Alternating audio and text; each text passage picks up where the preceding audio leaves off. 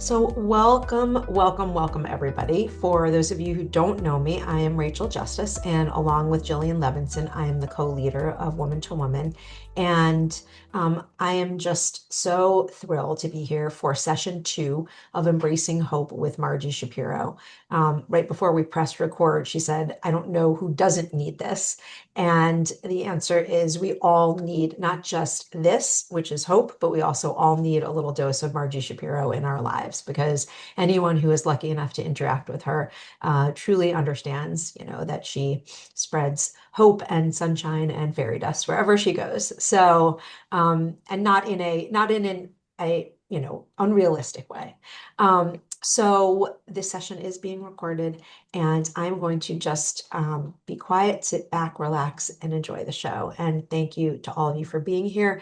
And most important, thank you to Margie for sharing your talents, your passion, and yourself with our community. Hi, everyone. It's so good to see everyone again. And I am going to spread this magic fairy dust today called Radical Self-Compassion. And I took a deep dive into it since I saw you last. I knew about this topic. I have a friend who's an expert in this topic. So I spent quite a lot of time getting her input and doing my own research and connecting it to hope. So you're going to hear all about it. As you know, when we gather together, I am you and you are me because I am also a cancer patient. But in addition, the way I see it, and you can choose any of these words that work for you or not, but I see us as warriors, survivors, badasses, and those who hopefully believe in the power of hope. So we know that healing is not only about medicine, it's about the words that we speak to ourselves and to each other. So we're going to be focusing on the words we speak to ourselves today. We're going to speak about life, strength, and healing. So just to remind you, this is a series called Hope, Radical Self-Compassion, and Legacy. And the purpose is to learn about and explore and practice hope. And to have hope is to empower yourself in order to face the toughest of times, which we are and have, and emerge a survivor. And the three sessions, the first one, I think many of you were there for, is to find hope within yourself, even in small moments. So if you weren't there for that, you can certainly watch the video. This one is radical self-compassion, and it's about being compassionate about ourselves because hope actually needs a place to grow. And I'm going to be talking about that. It's very easy to blame ourselves for things, and we're going to talk about how we can stop doing that. And then session 3, which is on Monday, is about legacy and considering the legacy you're planting, not in time or years, but in everyday acts of kindness and courage and care, and how to make your life worthwhile and create memories even during difficult times that will be remembered for generations to come. And as Marlene said to me, we're here to absorb, to think about, and to implement. That was beautiful. And so you can go back and watch this, and think about it and hopefully take some steps. I believe that self-compassion or radical self-compassion is a gift. And the goal is to train our minds to be more loving and compassionate, to tap into this compassionate self and make small changes, not because there's something wrong with you. Please hear that. Not because there's something wrong with you, but it's to say to ourselves, I love you too much to have you continue any thoughts and behaviors that are creating suffering in you. I love you too much to say that to yourself. We often come from a place of self-judgment, and I want us to go to self-caring, learn new ways to be aware of that inner critic. And that's where my friend is going to come in to talk about a new thing I have called ants that I just remembered years ago that I learned, and I'm using this today.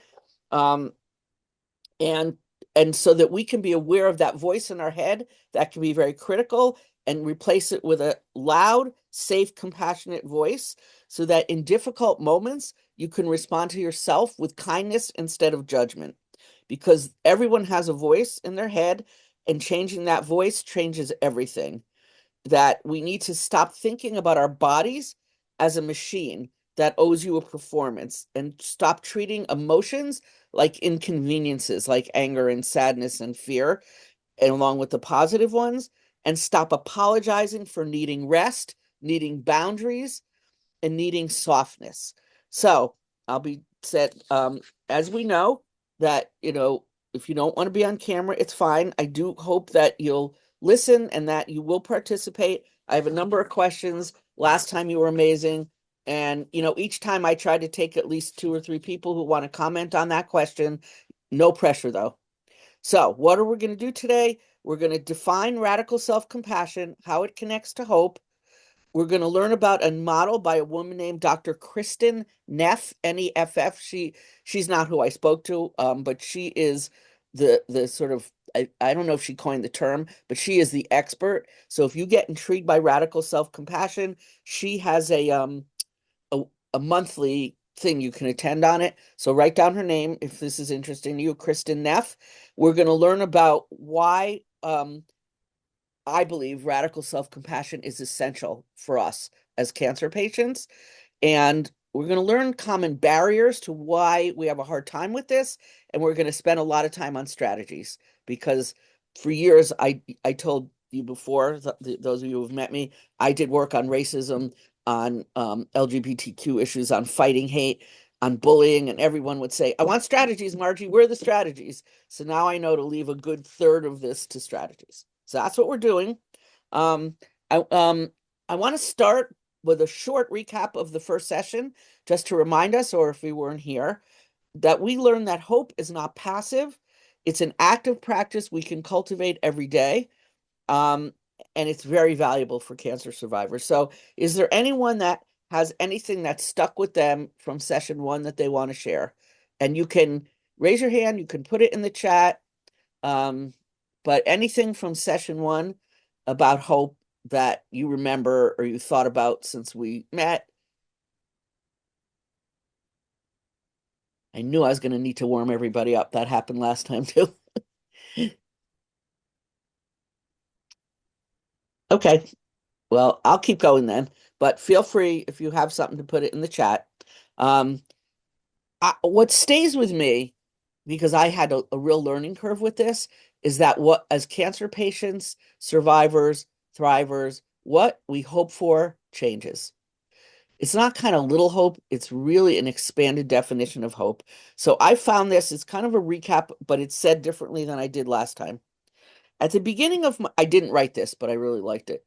At the beginning of my journey, my hope was very clear. I hope to survive.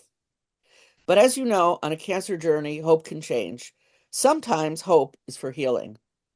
Sometimes hope is for more time. Sometimes hope is simply for a good day with people we love. And sometimes hope becomes something even quieter. Hope for peace, hope for dignity, hope for a gentle, peaceful ending. And I always add hope for an afterlife, because that's an interesting topic for me.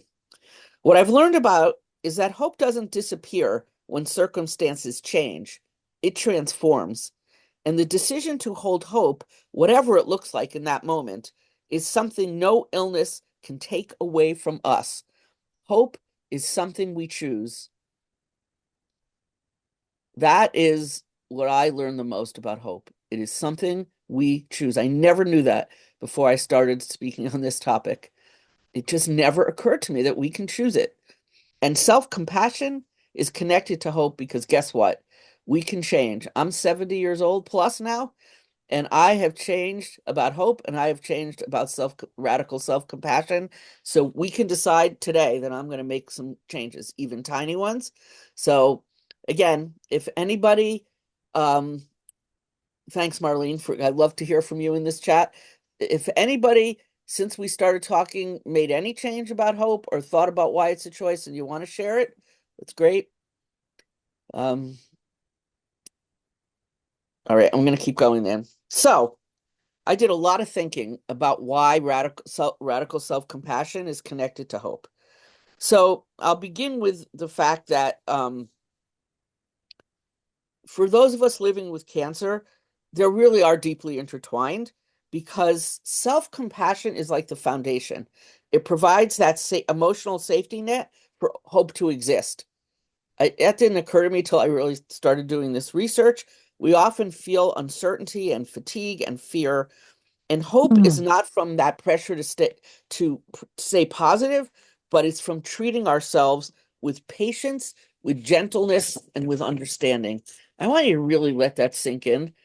How often are you treating yourself with patience, with gentleness, and with understanding? Because after cancer, hope can feel fragile, as I already described. It can feel complicated. And many survivors tell me that they want to feel hopeful, but they're afraid of being disappointed or Mm, blindsided with something mm, new.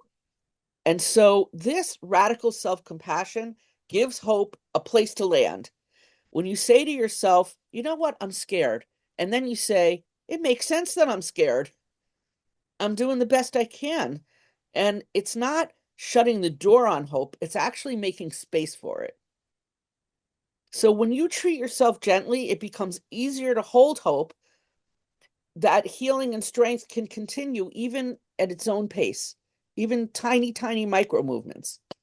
So hope is less about predicting the future and more, please listen to this, more about believing that you deserve care, support, and moments of peace right now.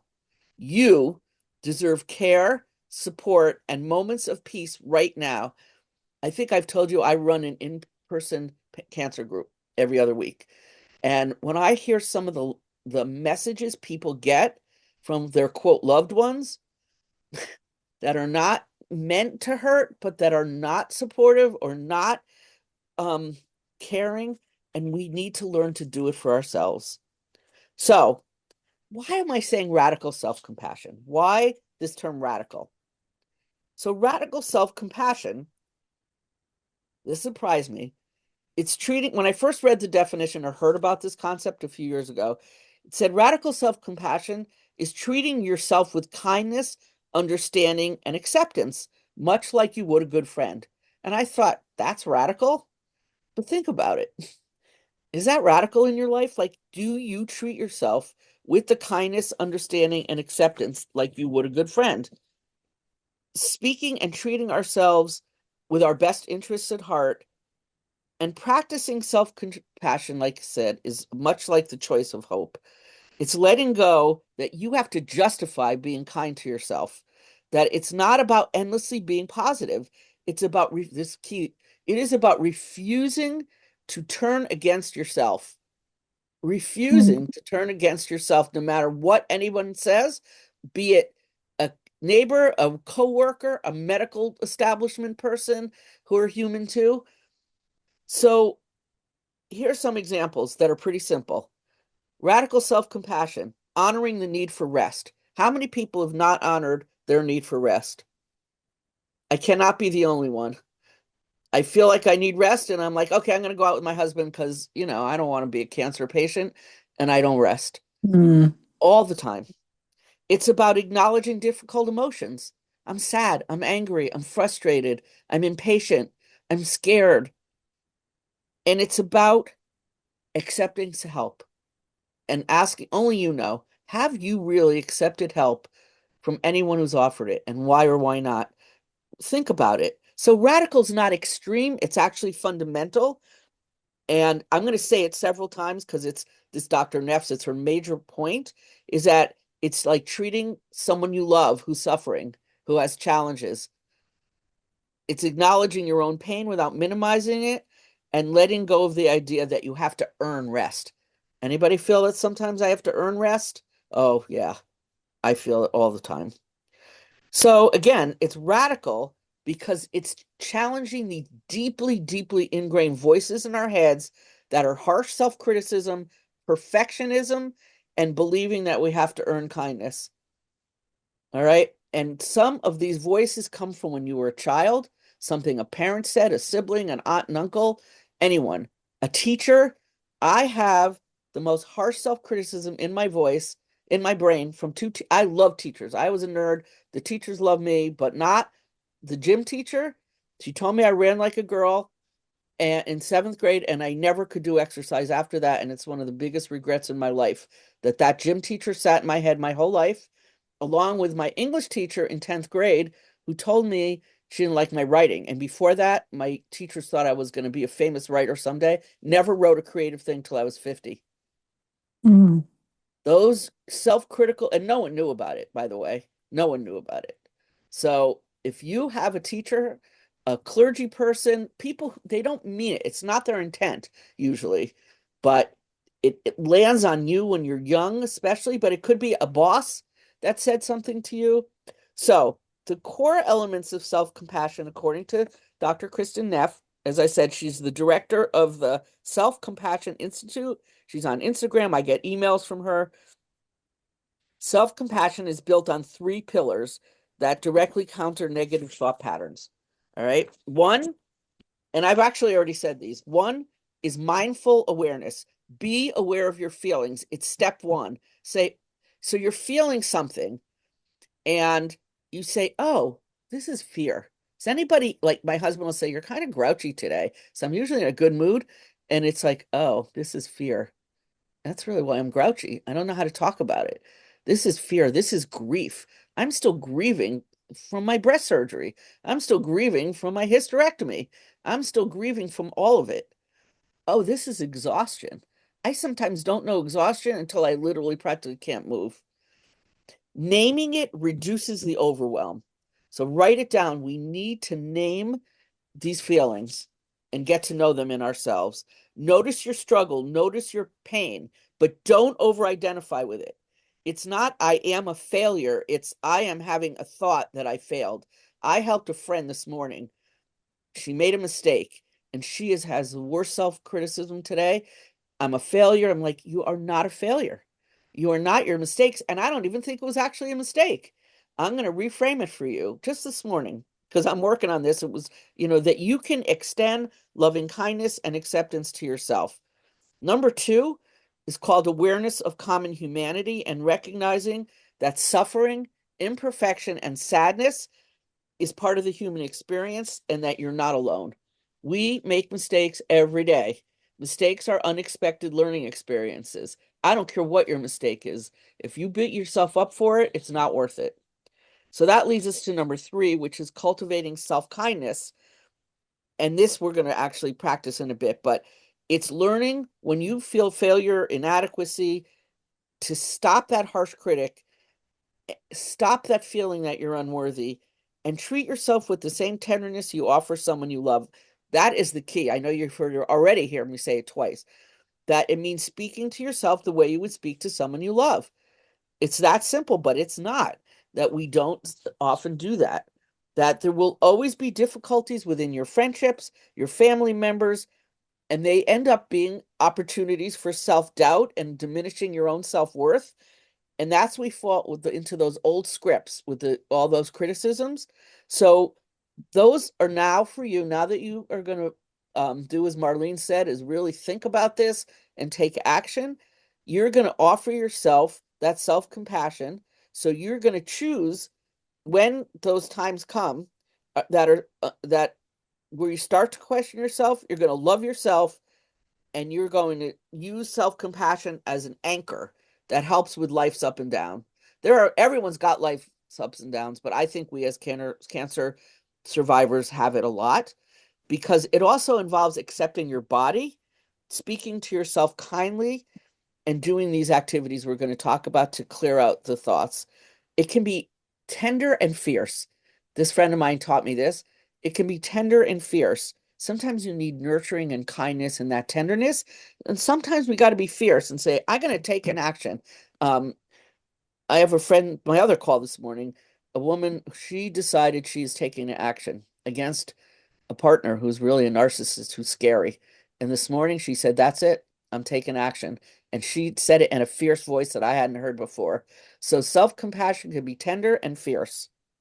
So can anybody tell me um, what the difference is between self-compassion and self-care? I really want to hear somebody besides me talking here.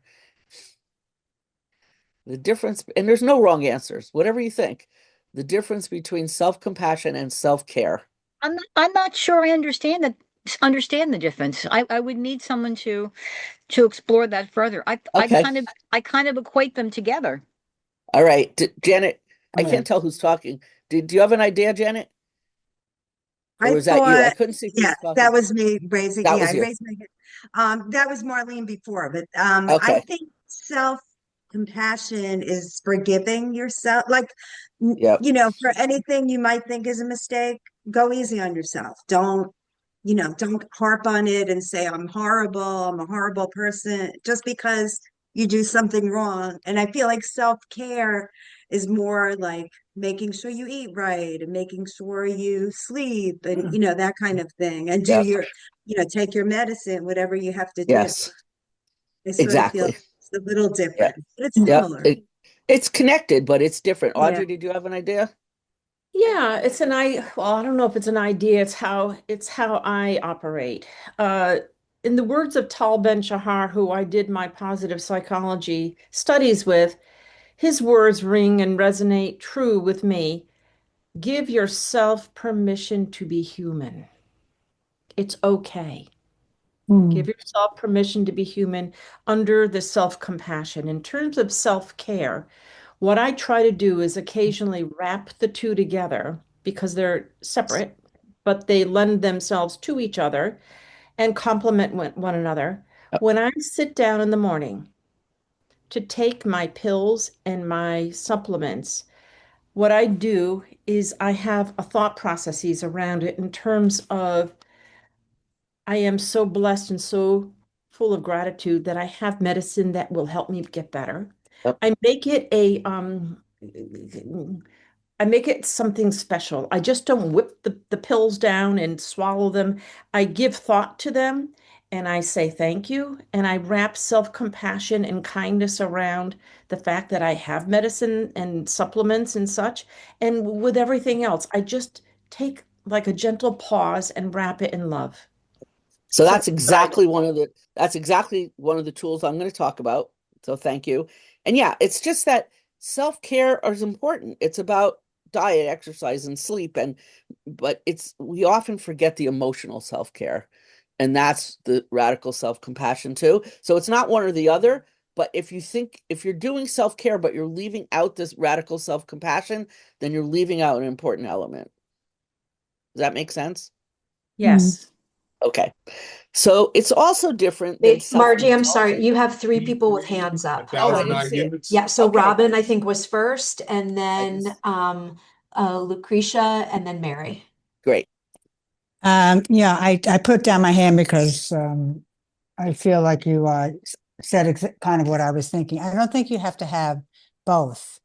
Yep. I think one is I think you can practice self-care, but on the same hand, some people may never practice self-compassion. Yep.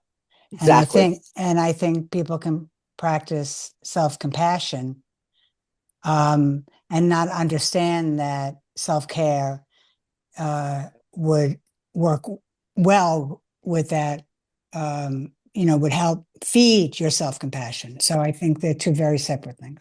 That's all. Okay. Thank you. Lucretia. Yeah, I was just going to say, I think of self-compassion as a feeling, how you view yourself and how Yep. what you believe in self-care is how you played out the actual things you do The actions. based on the self-compassion you Yep. have for yourself. Yep. Great. Thanks. Mary? Self-compassion and the attitude behind self-care. It's how I Yeah. treat myself. It's how I accept my imperfections. Yes. It's how I accept the ugly emotions, the lovely emotion, Yep. everything, especially in difficult situations. Yes. Now, the self-care are the daily action steps I take as a result of seeing myself as worthy of care and Yes. respect and love. Yes. Perfect. Thank you, all of you. And so because of what you said, we know then that it's not self-indulgence. I know as myself, as a woman, I used to hear like, oh, you take that much time for yourself, that's self-indulgence. There was a lot of negative messages, and that it's not, and it's also not self-pity. I don't like that expression at all, self-pity.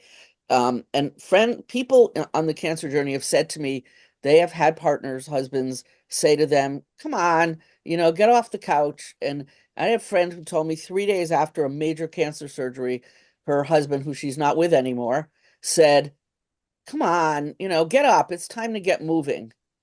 And another friend whose husband hurt his foot and she's in chemo stuff. And he's like, get off the couch. I need you to drive me to the grocery store. Like, don't do this self-pity thing. So be aware of the messages all around us. That Mary said, cancer taught me self-care is not selfish. I don't like that word selfish. So that's why now self-compassion is really key. So, and it's not about pressure to stay positive when you're experiencing fear and sadness and anger. It gives you permission to feel what you feel without judging yourself. So we've covered that. I think we've really connected to why it matters for us as cancer survivors because of this pressure to, quote, snap back to normal. But we know that healing doesn't follow a straight line at all. There's a lot of invisible challenges of fatigue and identity shifts and grieving for our bodies. And we need to do this at our own pace. And we need to respond to the changes with kindness. Um, and there's Marlene has some really great things in the chat now.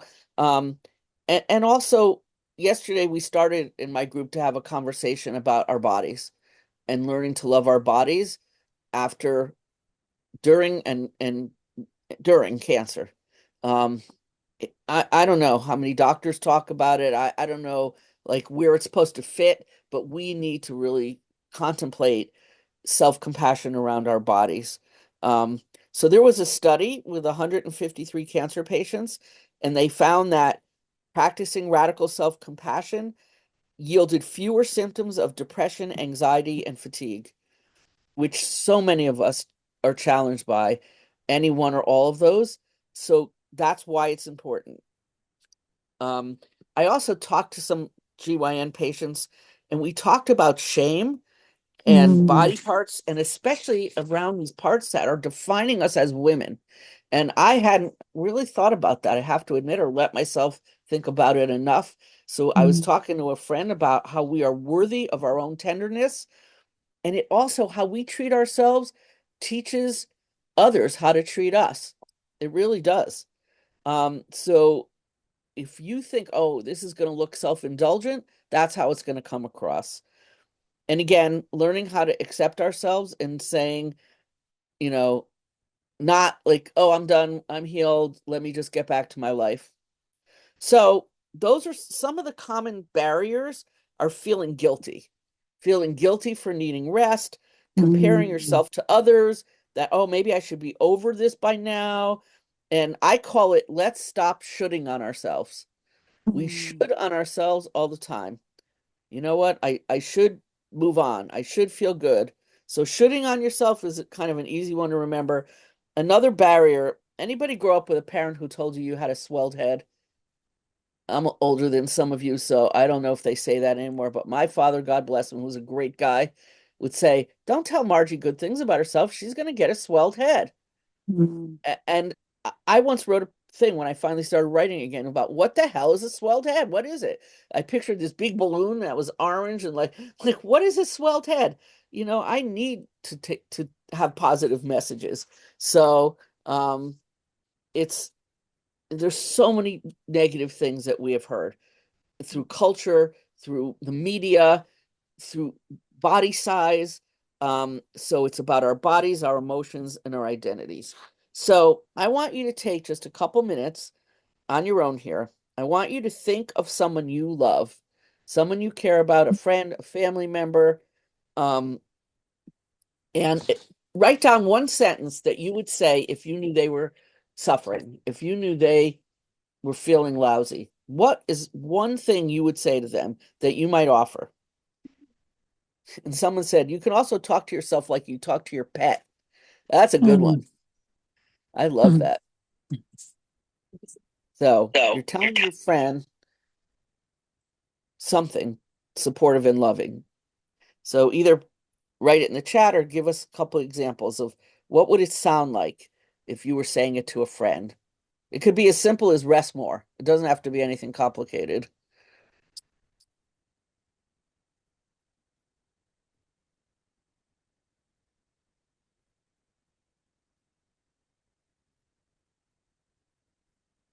I love this one, Mary. You got this. You're powerful. You're wonderful and perfect just as you are. These are great.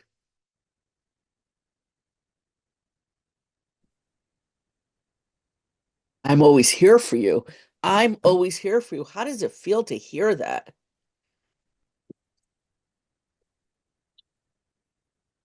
You got to do what you got to do. You got to feel what you got to feel. And I'm here if you want to. These are amazing.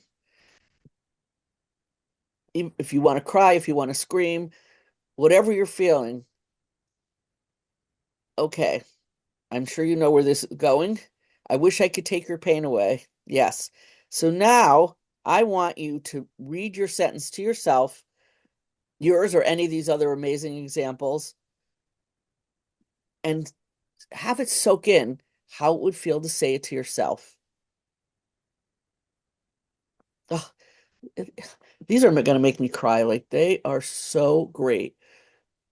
So say yours or someone else's to yourself and someone share how that feels.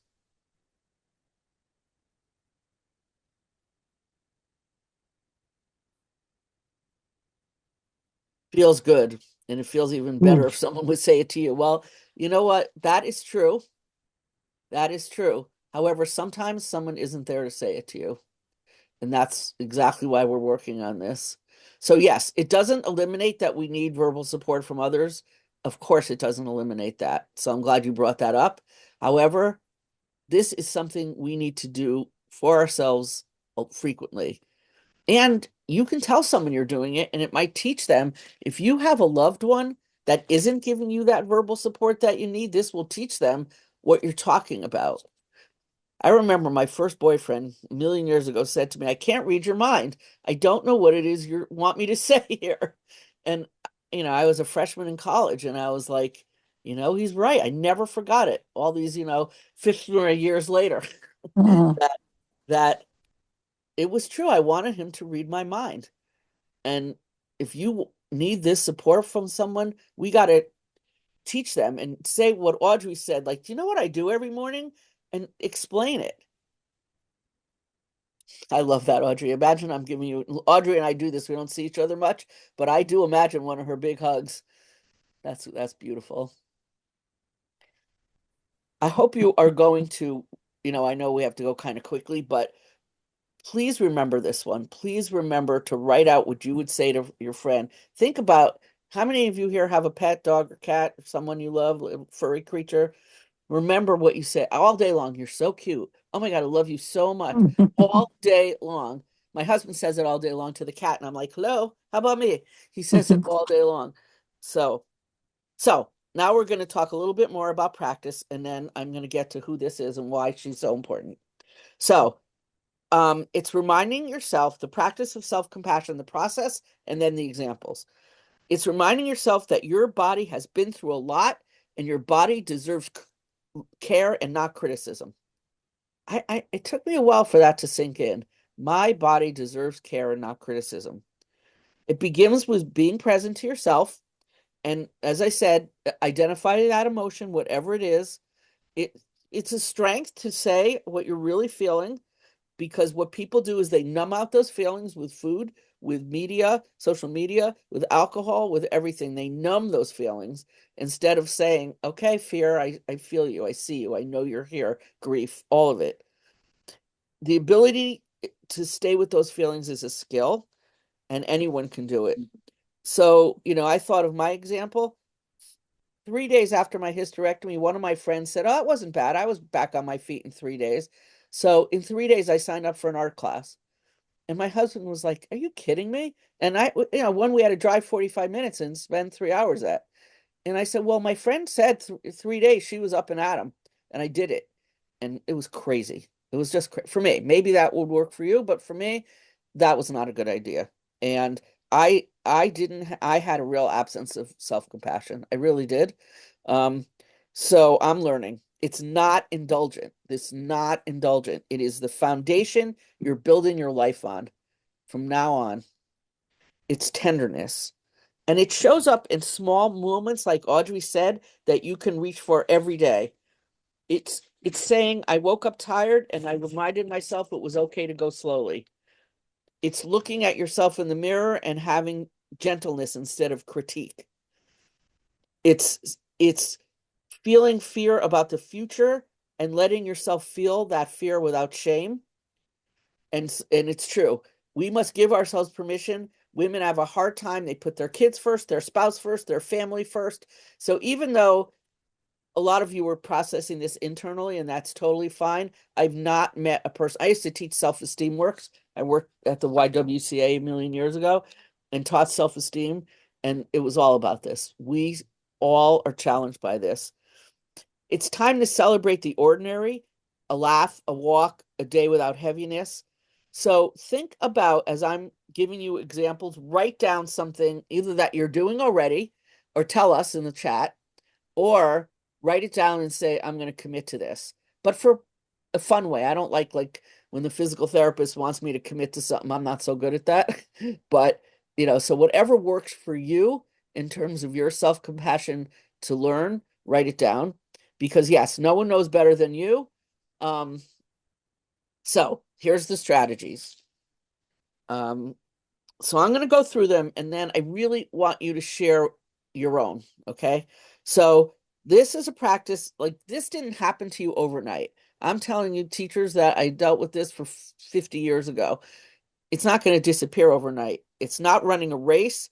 My friend said to me, who's a runner, she said, I wouldn't start a race without, this is my friend, a cancer survivor. She said, you need to, starts with nutrition. It starts with buying good shoes. It starts with walking first and then running the race. There's a lot of steps to it. And self-compassion is not just a mindset switch, it's a skill. It's simple practices that then build up. And at the beginning, some people find them uncomfortable. Like, I'm telling myself that I love myself. Some people have never been able to do that their whole life. So I'm not saying that, like a simple thing. Some of us have had messages all our lives, long before we were cancer patients, about our looks, about our race, about our religion, about our hair, about like anything that you have felt. Someone said something negative, your mother said something when you were 7, like you've carried it. So we're going to gently challenge this harsh inner voice with empathy and unconditional acceptance. And it might feel like too much at first, but just give it your absolute try. And then I'm hoping you're all going to go online and buy yourself this anteater who is a beanie baby, because I think she's so important. So here's your tiny invitations. One, and at first I looked at this, I was like, nah, but then I tried it and I said, it's pretty good. Try placing a hand over your heart and breathing and saying, whenever you're feeling self-critical, saying, yeah, I have to listen to that self-critical voice. I'm replacing it, I love you. You're a good person, Marji. Say one gentle sentence that you wish someone had said to you during your treatment. It counts when you say it to yourself, even though we want it from other people. It counts. Meditation. Anything with loving kindness, any meditation that is centered around compassion. Journaling.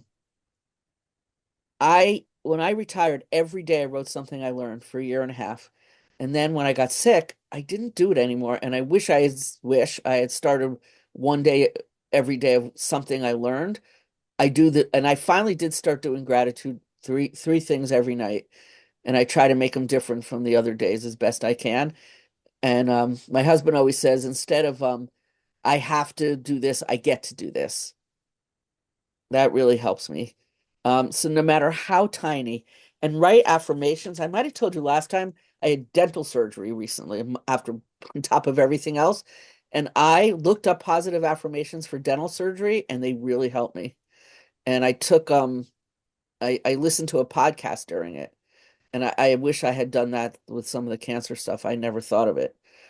Um, Gentle movement, restorative yoga, anything, chair yoga, anything, gentle movement. Walks in nature. I mean, all of these, but like really think about using them. Yeah, self-talk was needed in that dental surgery and all these surgeries I've had. I never was sick a day in my life before all this. So I have had to do a lot of self-talk around surgeries, around doctor's appointments.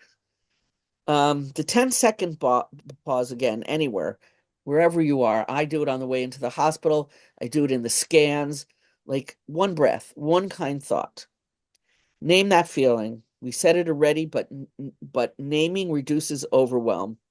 All right, boundaries. We were talking about boundaries yesterday in my support group.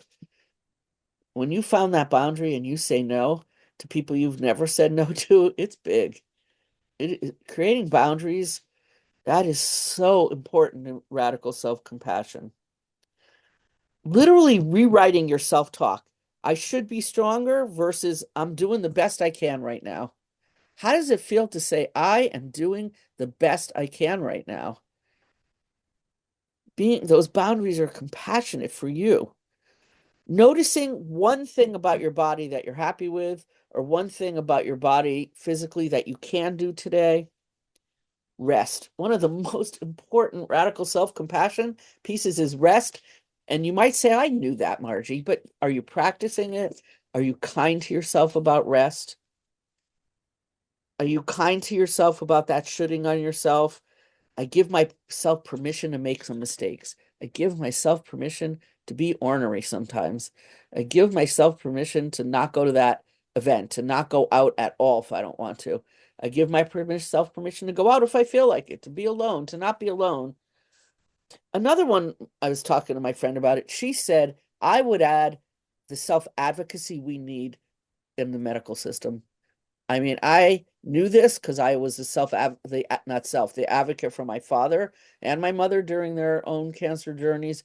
But the self-advocacy, speaking up, yeah, saying no to others is saying yes to yourself.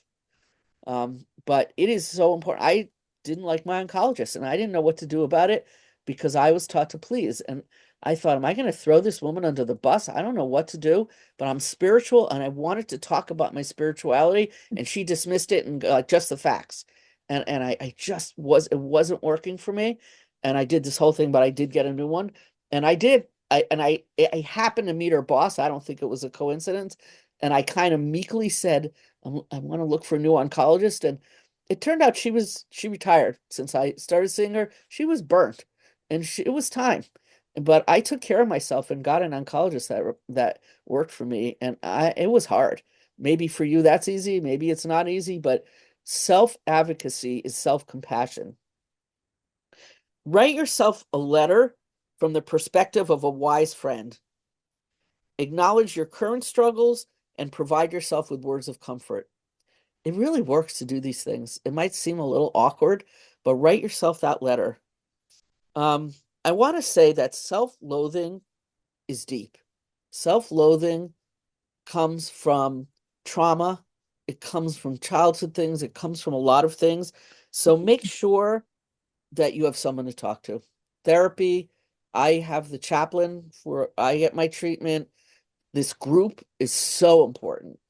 Anywhere you can go, make sure you are not going through this alone and that you're expressing yourself artistically or writing, gardening, cooking, like whatever it takes for you to express yourself. And then we're going to get to, I brought this up last time, but I believe this even more than last time I talked to you about your self-talk. I found this amazing thing on Instagram, and it was a woman. It just happened to show up right as I'm working on this, right? And she was saying this, that if you want to truly rewire your brain, you have to say your name out loud in the third person. And you say to yourself, I say to myself, Margie, you can handle this. Out loud, in the mirror, in the shower. I don't care if you say it on your way into the scan. But she says if you say it out loud, it is completely different rewiring of your brain. Margie, you got this. The brain processes it differently. Instead of drowning in emotion, your prefrontal cortex kicks in and your problem solving kicks in. And research shows talking to yourself in the third person reduces stress, regulates the nervous system, and helps you make better decisions. I just learned that this week. And you know what? If you think, oh, my husband's going to think I've gone a little crazy, who cares? This is something, or my wife thinks this, my partner doesn't, my kids, doesn't matter. Margie, you've got this. Out loud. Your mind can be your greatest ally. Self-talk is not fluff. It really isn't. So a mantra like, I am doing my best and that's enough, It's enough today. I'm not cooking dinner. I'm not shopping. I'm not doing anything. And so um, we got to learn where those harsh voices, write it down. Where did that harsh voice come from in your life? Yeah, Marlene, I love it. Talking outside, saying, Marlene, you can do this. Yes, yes, yes, yes. Yes, you can. Yes, you can. I mean, I remember when I had to go bra shopping after my breast surgery. It was so traumatic. It was so, I almost ran from the place. There were too many people there. The curtains were open. I literally, like, I was sweating bullets. Like, I had to keep saying, like, you need a bra. Like, you can do this. You have to do this. Or you got to leave and come back another time. But like anything that is part of this cancer process, you know, we really need to focus on what we need. I like what Rachel is saying too. I think, no, Rachel, it's still Marlene or Audrey. I don't know who's saying it. Yeah, Audrey and Margie are soul sisters. We are. We really are. Okay. So you might have some doubts. And before I get to my friend here, if you're saying, oh, come on, how can words change my reality? Words shape your mindset, and your mindset shapes how you face your challenges. So maybe positive self-talk isn't going to replace medical treatment. We need our medical treatment, but it strengthens your emotional armor and it helps you navigate this journey with determination and peace. I want determination and peace. I don't know about you, but I feel so strong in my determination. I think if you say I'm worthy of healing, each day I grow stronger. Even if you can't grow stronger physically, you can grow stronger mentally, spiritually. Um, and when you inhale, I welcome healing. You exhale, I exhale fear. I welcome healing, I exhale fear. Okay, this is my favorite part and why I keep showing you my anteater. Has anybody heard of this whole thing about ants? Okay, write it down because I keep forgetting what the A stands for. Do you mean the eating the negative thoughts? Yes. So Okay. ANT stands for automatic negative thoughts. We are automatic negative thought creators all day long. And that's why if you learn, I have nothing against real ants, but if you learn that these ants in your brain are quick, they're habitual, they're uninvited thoughts, they pop into your mind and they make you feel worse. Okay. They're fast, they're convincing, and they're often mean. And the tricky part is they can feel true in the moment, even when they're not. I don't know about any of you, but I do the one with lazy a lot. Margie, you're lazy. Margie, you're lazy. I got that from my mother because she was like a whirling dervish. Oh Margie, my you're God. lazy. Me too. You too.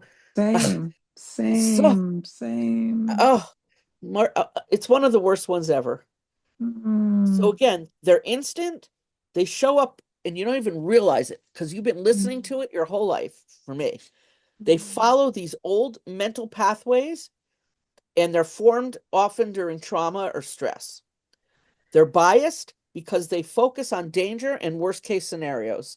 So that's why we feed ourselves these worst case scenarios when they don't have to be. Some of the things we go through, we get good feedback or we learn positive things or we learn we can handle negative, scary things.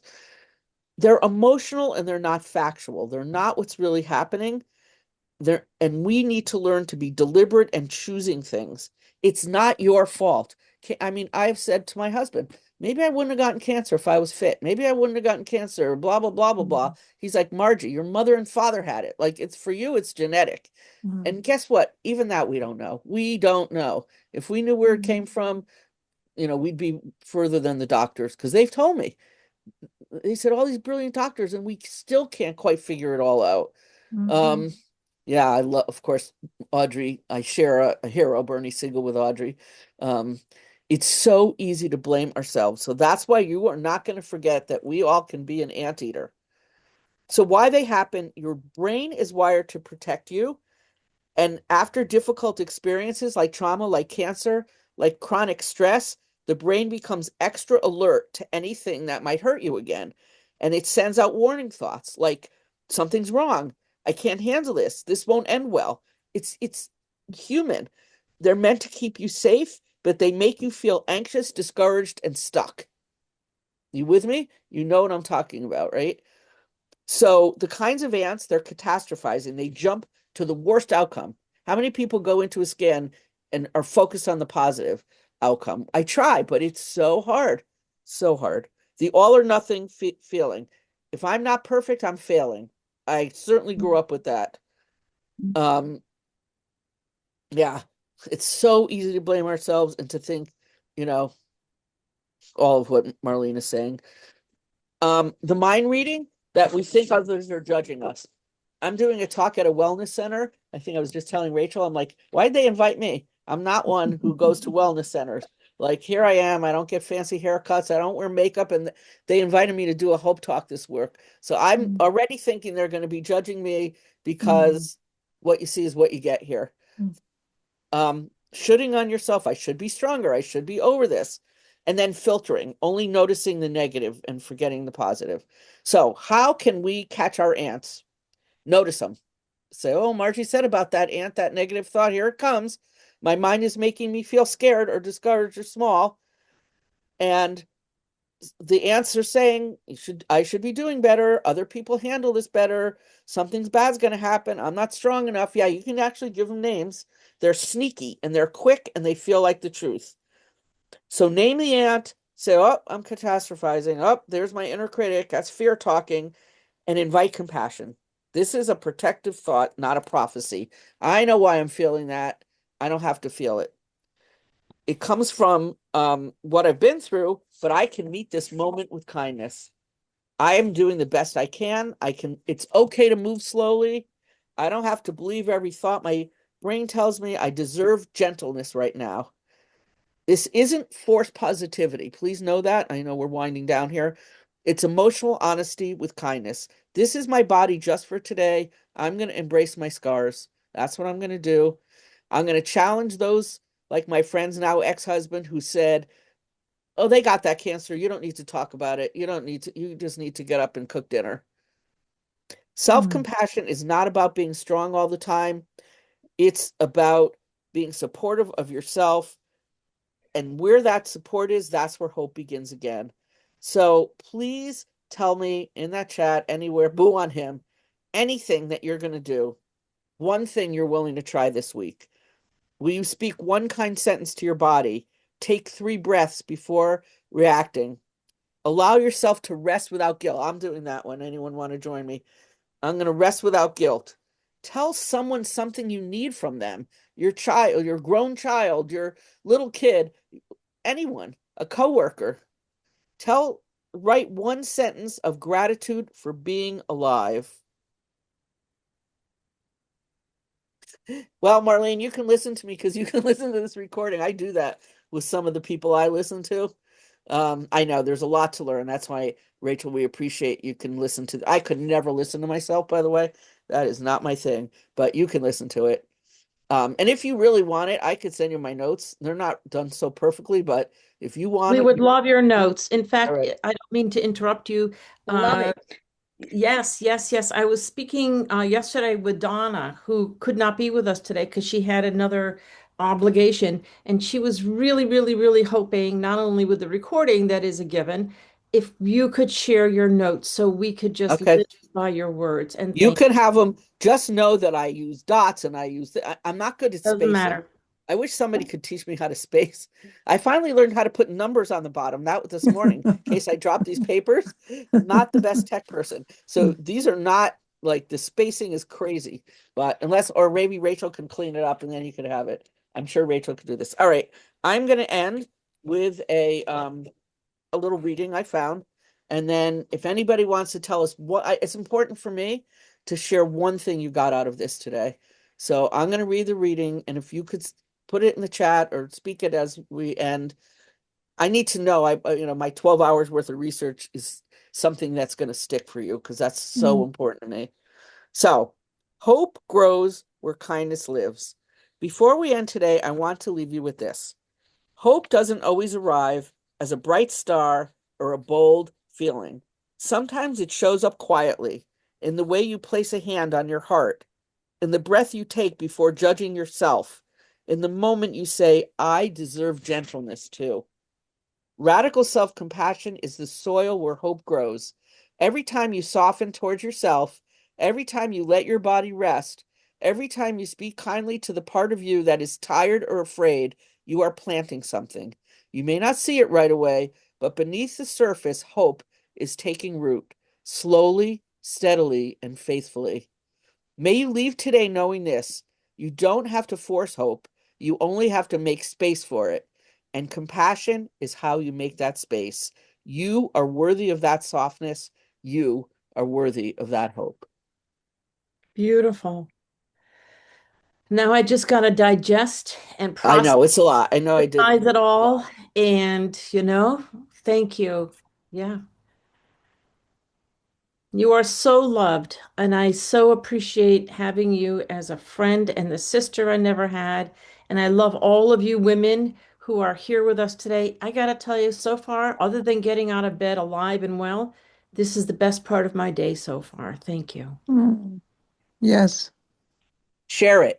Tell somebody something you learned today, especially someone. Yeah, I love that. Put your hand over your heart. I don't do it.